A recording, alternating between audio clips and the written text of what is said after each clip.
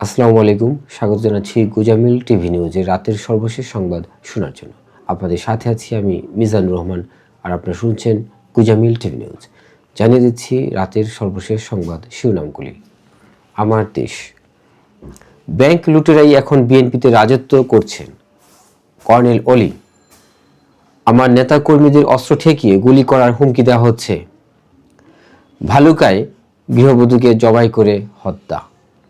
ক্ষমতায় গেলে মেয়েদের লাইনে দাঁড়িয়ে ধাক্কাধাক্কি করে ব্যাংকের টাকা তুলতে হবে না।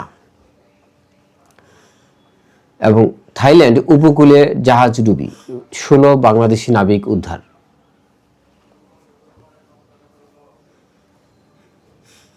যুগান্তর, বেতন বৈষম্য দূর করার দাবিতে গ্রাম পুলিশের অবস্থান কর্মসূচি।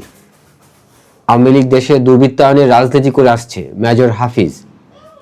আর কোনো ফেসিবাদী শক্তির উত্থান হতে দেওয়া হবে না, এটিএম আজহার। জামায়াতের নারী কর্মী হেনস্থা, ধানের শীষের 6 কর্মীকে জরিমানা। যারা নির্যাতন করেছিল তারা এখন দিল্লিতে, হুমাম কাদের চৌধুরী। নিজের ভালো চাইলে নয়নকে চুপ করান, মির্জা আব্বাসকে পাটোয়ারি।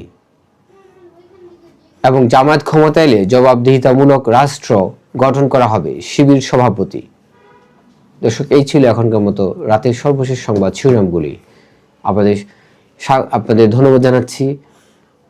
আশা করছি চ্যানেলটিকে সাবস্ক্রাইব করে আমাদের সাথে থাকবেন। ধন্যবাদ সবাইকে।